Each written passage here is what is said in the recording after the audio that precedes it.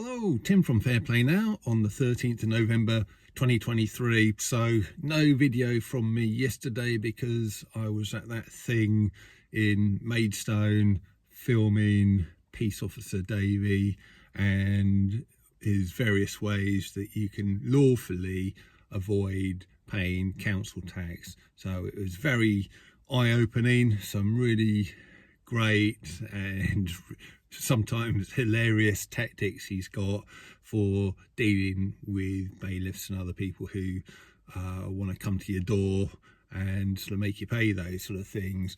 And I will be getting that online probably a bit later than I'd ideally hope for, probably midweek, because I'm out tonight, I'm out tomorrow night, so it will probably be Wednesday night before I get that up online.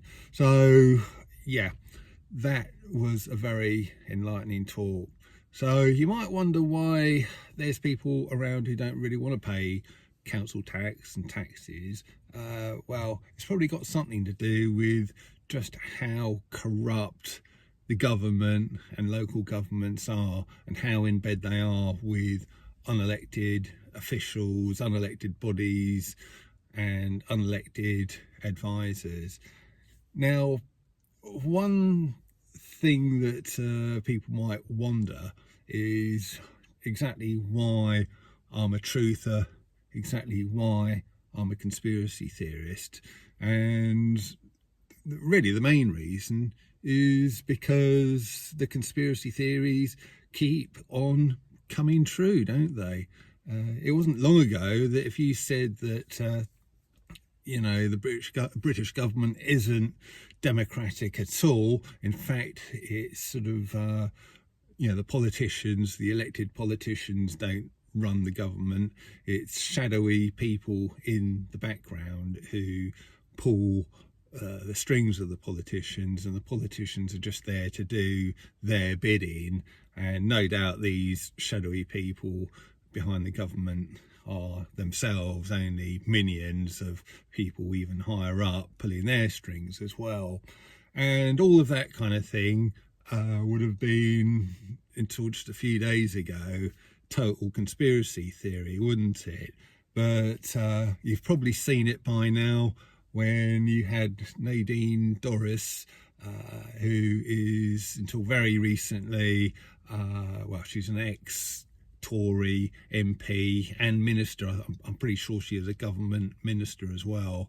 I can't remember what department she headed up, but yeah, she was definitely part of the Conservative government. And that is exactly what she was saying on a recent TV show. She was sort of going on about these shadowy figures who are the ones who are really in control, these unelected people, advisors who are behind the politicians, and they're the ones who decide who becomes Prime Minister and how long they stay in for. And the electorate has got nothing to do with it, no say in it whatsoever. So Nadine Dorries, a very recent Conservative minister, saying that, not me. So yeah, yet another conspiracy theory that has come true and has been highlighted by a senior politician or ex-senior politician. So talking of politicians, there's been a bit of a reshuffle in the UK government, I've noticed. Suella Braverman has been sacked.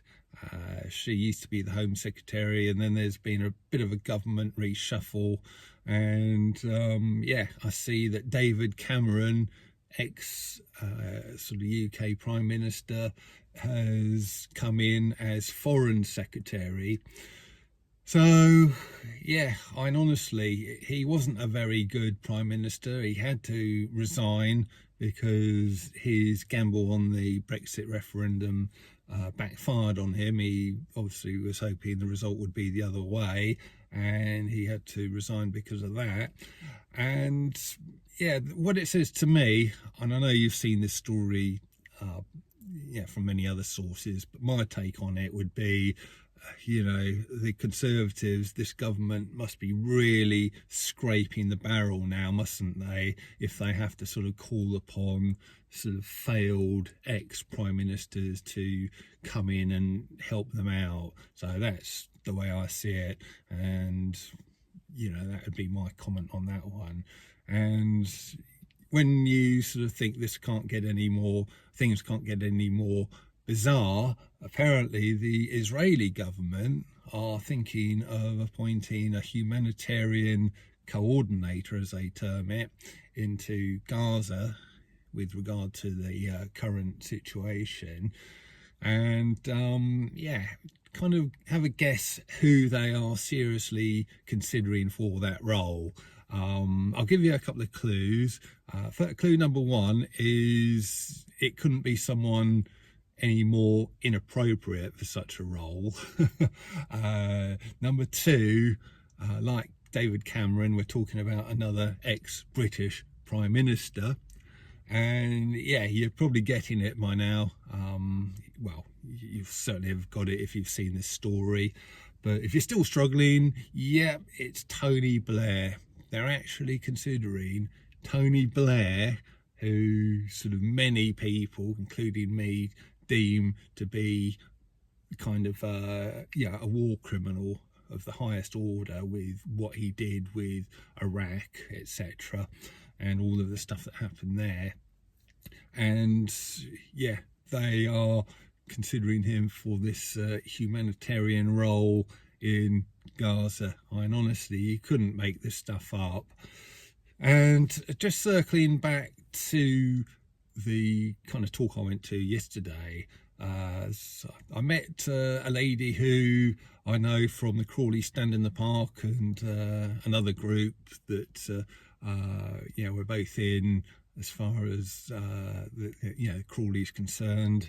And she was there. I wasn't expecting anyone else from my area to be there, actually, because it's a bit out of the way of this locality, and it's really more sort of people from Kent who went there for the most part. But there was a few people there from other places as well. And when I saw her, we had a bit of a chat, a bit of a catch up. I bought her a coffee or a hot chocolate, I think she had, and she said to me, we're winning, we are winning. That's her words, not mine. And to be honest with you, she's quite a bright, cheerful soul, but she's also very realistic, and can definitely sort of smell BS when she sort of smells it or sort of sees it.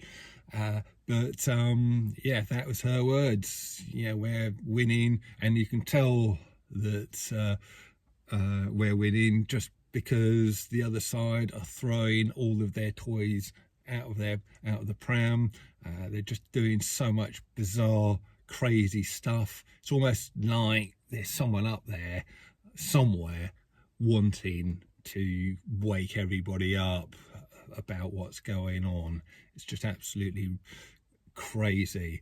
But anyway, that was a very good comment, I thought, from her, and I think she's on the money, to be quite honest with you. So the last thing I'm going to talk about is the WHO Lurgy Treaty. I know there's many people in the freedom movement who are sort of, afraid of it. Obviously, it's a very bad thing, but apparently progress is going a lot slower, way slower than the WHO would like on it. There's a lot of pushback, not from the likes of us, but from governments of countries who are negotiating it. And one of the reasons for this pushback is there's quite a lot of clauses in it, apparently, that the pharmaceutical companies don't like. Now, wouldn't it be absolutely hilarious if this treaty was scuppered by Big Pharma? Not by us in the freedom movement, not by kind of renegade MEPs and MPs and senators, and people like that, not by other people who sort of, you know, don't have an interest in this thing, but actually by big pharma themselves. And that'd just be crazy. So there's more on that story by Dr. Sunil Dand. I'll leave a link to his video in the description box below, and he kind of goes into it a lot more than I do, but I just saw that, his video, and I just thought, wow, you know, that's how ironic would that be. So gonna leave it there. Back soon. Tim from Fair Play Now. Thanks for watching.